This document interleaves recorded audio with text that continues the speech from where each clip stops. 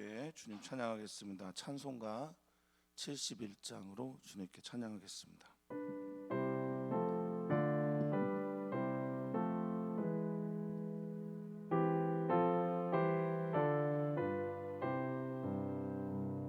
예부터 도움 되시고 내 소망 되신 주, 이 세상 풍파 중에도 늘 보호하시리. 이 천지 만물 옳기 전 주만 계셨고 온 세상 만물 변해도 주변함 없도다. 주 앞에 천년 만년이 한 달과 같으니 이 세상 모든 일들이 다 잠시뿐이나 세월이 흘러가듯이 인생은 떠나니 인생 100년 살아도 꿈결과 같도다.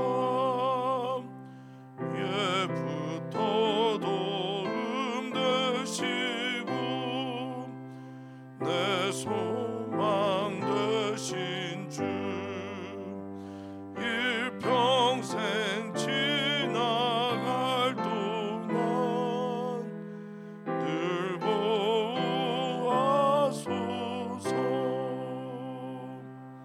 아멘.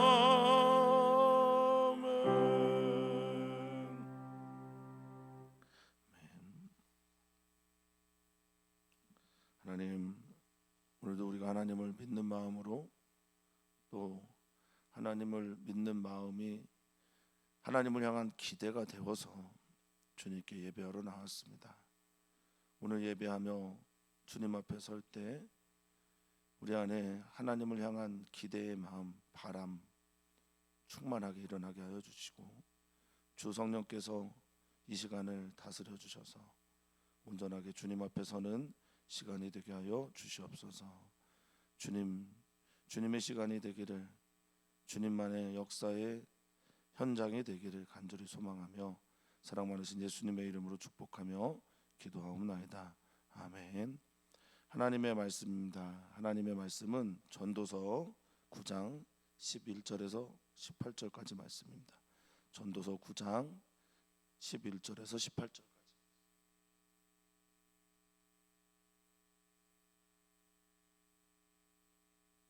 우리 한 목소리로 읽겠습니다. 내가 다시 해 아래서 보니 빠른 경주자들이라고 선착하는 것이 아니며 용사들이라고 전쟁에 승리하는 것이 아니며 지혜자들이라고 음식물을 얻는 것도 아니니 명철자들이라고 재물을 얻는 것도 아니며 지식인들이라고 은총을 입는 것이 아니니 이는 시기와 기회는 그들 모두에게 임함이니라. 분명히 사람은 자기의 시기도 알지 못하나니 물고기들이 재난에 그물에 걸리고 새들이 올무에 걸린 같이 인생들도 재앙의 날에 그들에게 호련히 임하면 거기에 걸리느니라.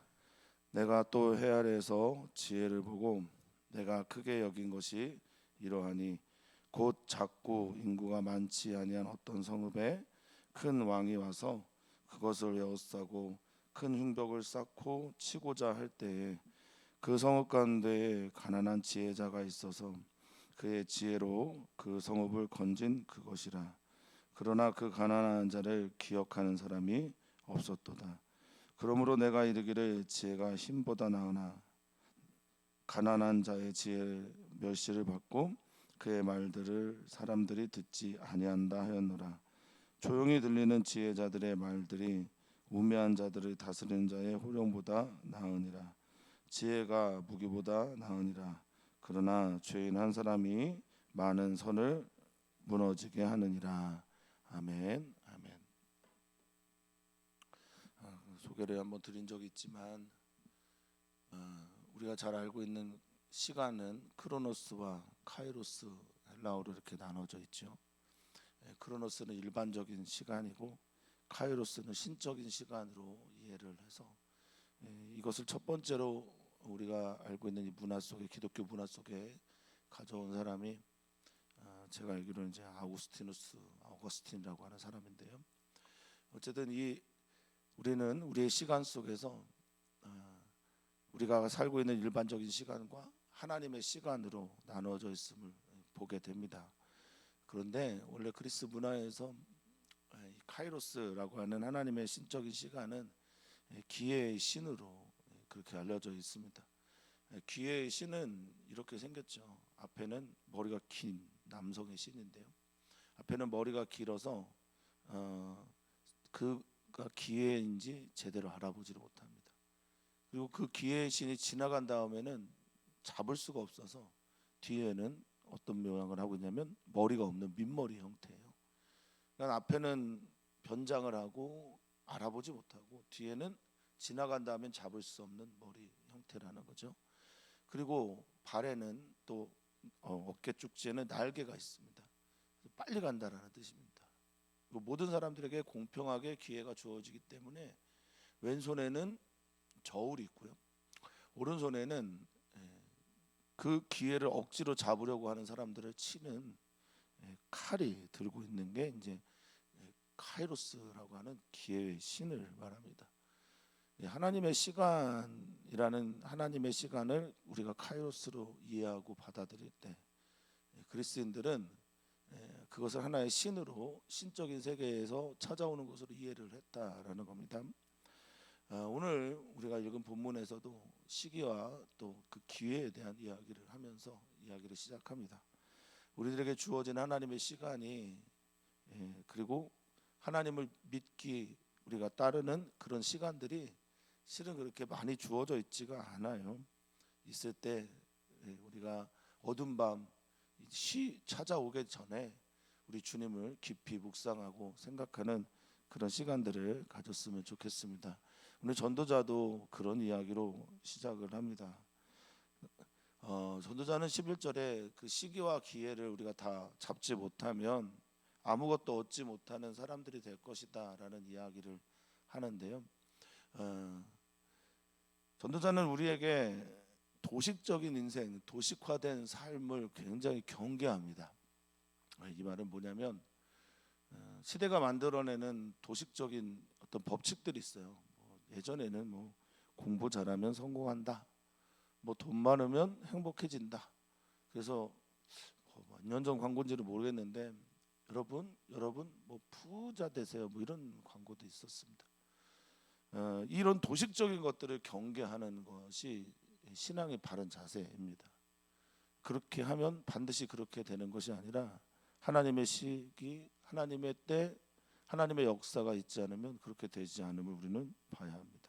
보시면요, 내가 헤아려서 보니까 빠른 경주자들 다 선착하는 것이 아니며, 원래 원어적으로 살피면요, 이 빠르다라고 하는 이 칼이라고 하는, 빠르다고 해서 이 선착하다라는 말이 메로츠라는 말인데요, 경주자가 된다 이런 뜻이에요. 그러니까 네가 빠르다고 해서 경주자가 되는 건 아니고 이렇게 돼 있는 겁니다.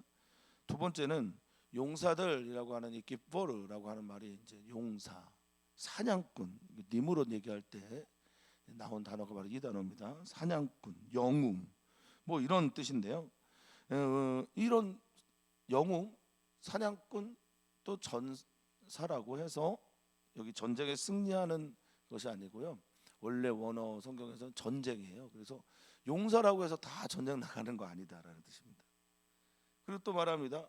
지혜가 있다고 해서 네가 여기서 이제 하킴이라고 하는 지혜자는 이 호크마라고 하는 지혜가 우리가 알고 있는 지식 그 넘어 이런 것뿐만 아니라 기술도 말해요. 그리고 경험도 호크마라고 하는 지혜 안에 들어 있습니다. 그러니까 내가 기술이 많다고 해서 다 음식 먹는 것, 음식을 얻는 것, 레헴이라고 해서 떡들, 음식들을 갖는 것 아니다. 네가 농사에 기술이 있거나 뭐 능력이 있어서 그렇게 되는 건 아니다라는 겁니다. 명철자들이라고 하는 이 말은 이제 빈이라고 하는 히브리어를 썼는데 구별하고 식별하는 걸 말합니다. 구별하고 식별하고 잘 얻어서 그렇다고 해서 네가 부자 되는 것도 아니다. 이 부자라고 하는 오셰르라고 하는 단어가 부예요. 부, 재물, 부, 그리고 재산, 부귀 이런 것들을 말합니다. 다 그렇게 되는 건 아니다. 지식을 가지고 있다고 해서 따트 혹은 야다 이렇게 알려져 있는데 안다, 배웠다, 경험했다, 깨달았다고 해서 네가 다 은총을 입는 것 아니다. 하나님의 자비를 말하는데요. 그걸 얻는 것 아니다라고 말합니다. 그렇죠. 우리는 너무 도식화된 삶을 살고자 합니다. 기도하면 다 들어줘. 찬양하면 다 기뻐. 뭐하면 뭐뭐해 이러는데 그게 다 전도사는 말해요. 11절에 이는 시기와 기회가 모두에게 임하기 때문에 그렇다라는 겁니다. 그러니까 시기와 기회가 모든 사람들에게 만나져야 이게 이루어지는 거라는 겁니다. 여기 임하다라는 말이요, 위에서부터 내려오는 또 혹은 우연히 만나는, 하나님께서 만나 주셔야 하는 그런 단어를 카라를 썼어요. 그러니까 시기와 기회를 만나야지 이런 일들이 이루어지는 거지. 그게 내가 생각한 것처럼 너희가 알고 있는 것처럼 그렇게 인과응보적으로 도식적으로 되어지는 일은 아니다라는 겁니다. 우리가 늘 그렇죠. 뭐 하나님 잘 믿으면 인과응보적으로 해석하면 복이 임하는데 실제로 그렇지 않은 경우도 많습니다. 인간의 세상에서 그렇지 않은 경우가 많음에도 불구하고 하나님의 정의, 하나님의 살아계심을 따르고 믿을 수 있느냐가 신앙의 진짜 고민이고 문제이기도 합니다. 그러면서 말합니다. 12절 사람은 자기의 시기 알지 못한다. 이 시기가 이제 히브리어 에트예요.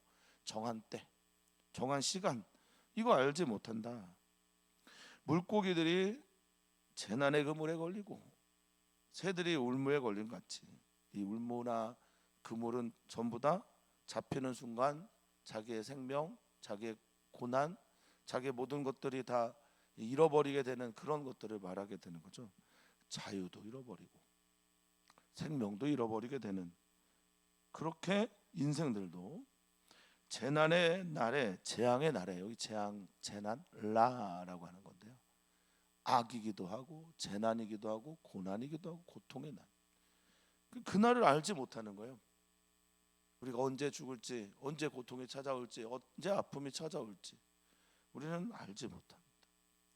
여기 호련이라고 하는 히브리어 단어가 피톰인데요, 순간적으로 갑작스럽게, 그래서 여기 피톰 안에 갑작스러운 이런 단어 아니니까 갑작스러운 공포와 함께 이런 뜻도 있다고 합니다.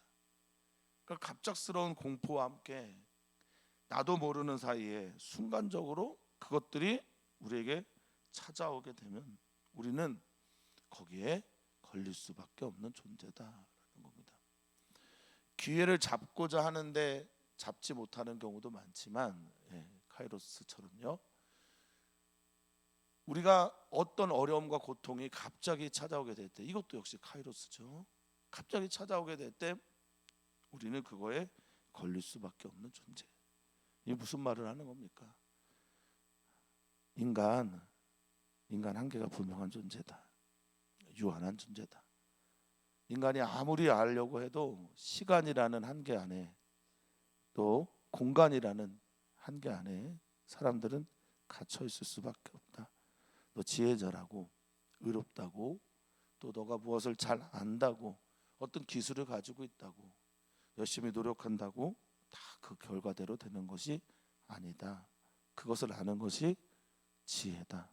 우리가 얼마나 헛된 존재인지를 알 수 있는 것, 그것이 바로 지혜의 삶이다 라고 말하고 있는 겁니다. 자, 13절에 또 다른 이야기를 합니다. 여기 또라고 하는 말이 감인데요, 또한 또 다른 일들을 내가 얘기할 건데, 내가 해 아래서 지혜의 일들을 보고 크게 여긴 것, 이런 일들이 있는데 하나의 얘기를 이 지혜자는 소개를 합니다. 여기 크다라고 하는 이 가돌이라는 말이 신적인 어떤 크기를 말하기도 합니다. 하나님의 크기. 그래서 이 가돌이 하나님께 쓰여지면 하나님 찬양합니다. 하나님 크고 위대합니다라고 말하고요. 인간에게 쓰여지면 교만합니다. 교만하다, 거만하다 이렇게 쓰여지는 단어입니다. 근데 어쨌든 내가 지혜의 이야기를 하나 봤는데 이게 너무 내게 큰 이야기가 됐습니다. 이런 뜻이죠. 뭐 저도 책을 많이 읽는 건 아니지만 책을 읽을 때 보면 뭐 몇백 페이지가 돼도 남는 거는 몇 가지 안 되는 이야기들이에요. 그게 되게 크게 남고 크게 들려지고 그래서 소개하기도 하곤 합니다. 그러니까 지금 지혜자 그런 얘기를 하는 겁니다. 내가 크게 여긴 이야기가 있는데 이렇게 돼 있어요. 작고 인구가 많지 아니한 어떤 성읍에 큰 왕이 와서 그것을 에워싸고 흉벽을 쌓고 치고자 했다라고 시작을 합니다. 작고 인구가 많지 않은 이라고 할 때 이 작다라고 하는 카탄과 큰 왕 할 때 크다라고 하는 이 가돌이 서로 대조를 이루고 있는 거죠. 작다라고 하는 이 카탄은 어리다, 미약하다, 힘없다, 천하다 이런 뜻입니다. 그러니까 뭐 힘도 없고 미약하고 어리고 가진 게 없는 그런 성읍에 위대하고 크고 영웅 같은 왕이 찾아와서 그 자그마한 성을 에워쌉니다. 그리고 그 옆을 둘러싼 흉벽을 쌓는데 이 흉벽은 예전에 옛날에 이제 전쟁을 할 때 성이 높으면 그 성 주변으로 토성을 쌓는 걸 말하는 걸 겁니다. 그래서 토성을 높게 쌓아서 위에서 아래로 공격할 수 있도록 만들어내는 그런 것들을 말하는 거죠. 그렇게 쌓아놨으니 이제는 어떤 피할 길도 없고요, 도망할 수도 없는데 그 성읍 가운데 가난한 지혜자가 있다라는 겁니다. 가난한 지혜자, 여기 가난하다라는 미시켄이란 말은 불쌍하다, 가엾다 뭐 이런 뜻입니다. 그러니까 뭐 가진 게 없는 사람이죠. 가진 게 없는데 지혜만 있는 거예요. 그래서 가난한 지혜자라고 말한 겁니다. 근데 그 지혜자가 그의 지혜로 그 성을 건졌다. 얼마나 좋은 얘기입니까? 이 말라트라고 하는 건지다라는 게 평안을 주다 이런 뜻입니다. 평탄하게 하다라는 겁니다. 뭐 실제는 아닐 수도 있겠는데요. 우리나라에서 중국과 합작했던 영화 중에 하나가 묵공이라는 영화가 있습니다. 당시에 이제 국민 배우 중에 한 사람이었던 이제 안성기라는 분이 중국어로 연기를 했던, 거기에도 이제 비슷한 얘기가 나와요. 춘추전국 시대에 조나라가 모든 나라들을 함락하는데 아주 자그마한 성 하나 남겨놓고 있을 때 이 묵가 사상을 가지고 있는 형리라는 사람이 들어와서 이런 실제 일들을 하게 되죠. 자, 그런데 문제는 뭐냐? 이렇게 건졌는데 가난한 자를, 그 가난한 사람을 기억하는 사람이 없다라는 겁니다. 자신을 살렸는데.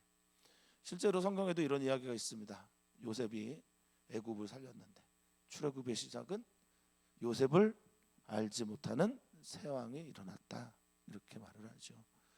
뭐 다니엘서도 많이 나오죠. 다니엘의 이야기 안에 등장하는 왕들이 다니엘을 기억하지를 못하는 겁니다. 다리오 왕은 기억을 하고 느부갓네살 왕도 또 벨사살 왕도 같이 지냈지만 다니엘을 기억하지 못하는 일들이 있습니다. 뭐 우리도 그렇죠.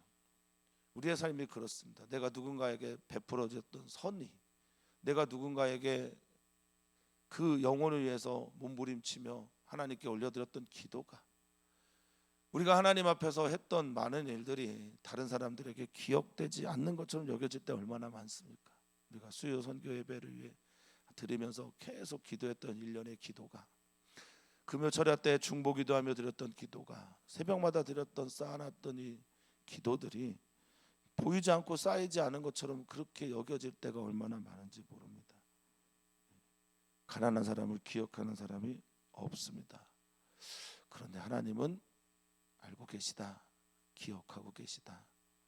오늘 2022년의 마지막 새벽 예배를 하나님 앞에 드리게 되면서 우리가 하고 있는 하나님 앞에 했던 모든 것들이 기억되지 않아도 하나님이 기억하고 알고 계시다라는 믿음으로 계속해서 이것이 바로 지혜입니다.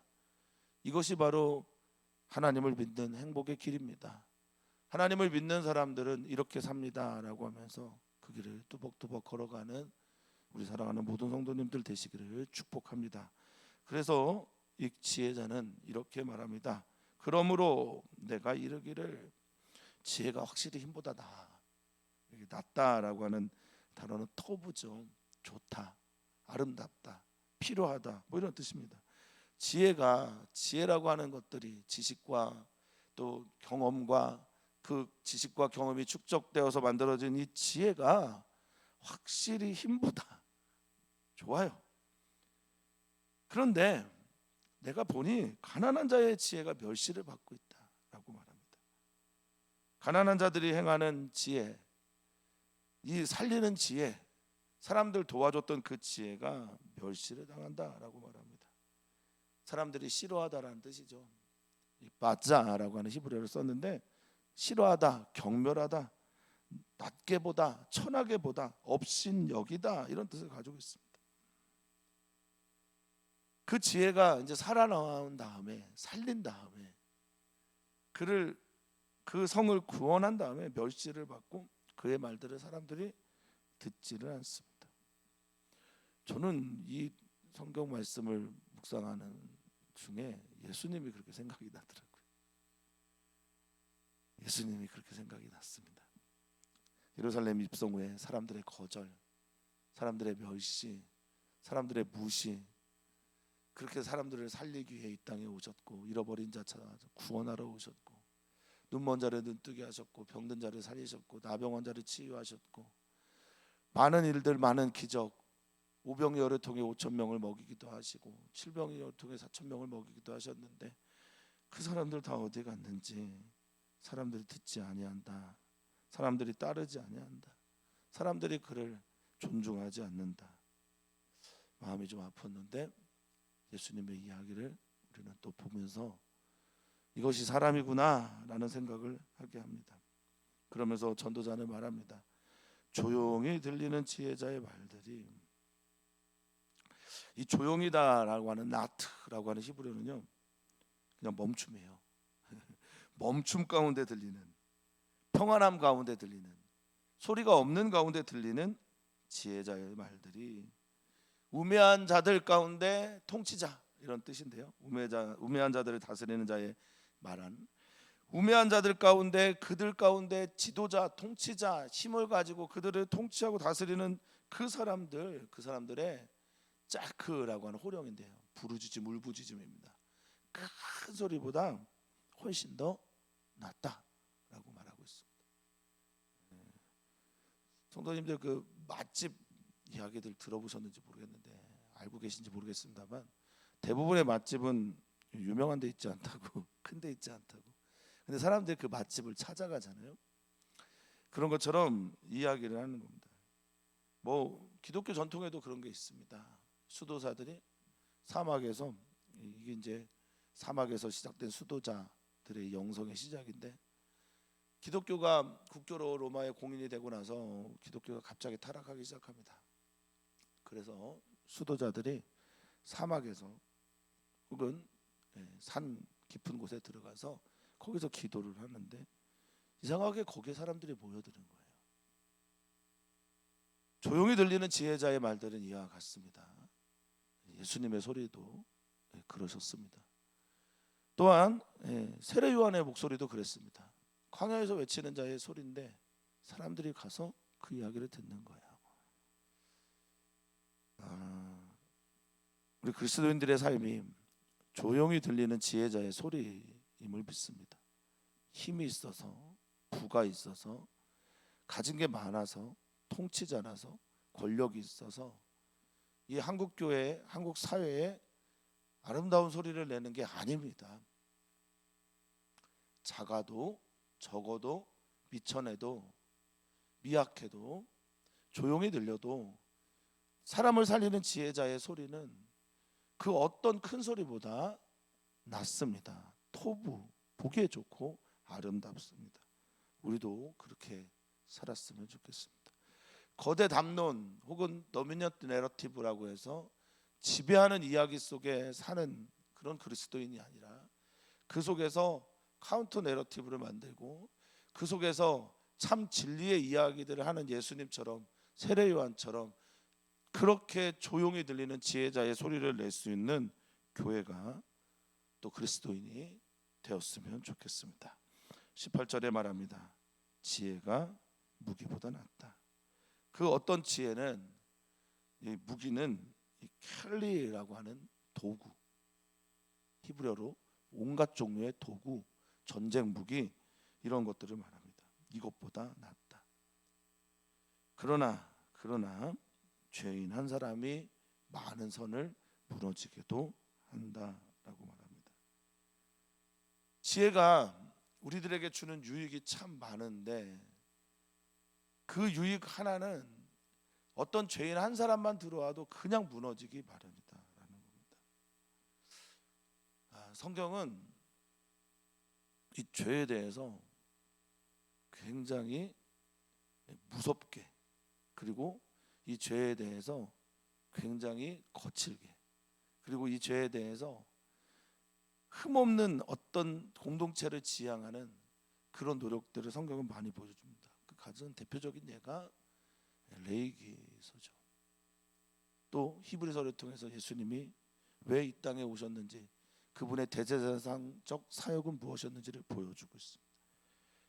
죄인 하나가, 인간이 죄인이니까, 인간이 죄를 지어서 죄인이 아니라 죄를 짓고자 하는 마음이, 또 죄에 대한 사랑의 마음이 그 안에 있어서 죄인이니까, 죄를 계속 조장하는 한 사람만 찾아오면, 길에서 벗어나게 하고 길을 떠나게 하는 한 사람만 있으면 공동체 하나에 또 무너지기 너무 쉽다라는 겁니다.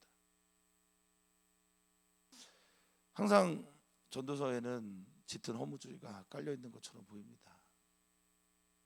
네가 아무리 지혜로우면 뭐하냐, 공동체가 아무리 아름답게 꾸며지면 뭐하냐, 그냥 죄인 하나만 들어와도 우르르 무너지는 게 우리들의 이야기다라고 사람들이 만들어내는 모든 종류의 것들을 조롱하는 것처럼 보입니다.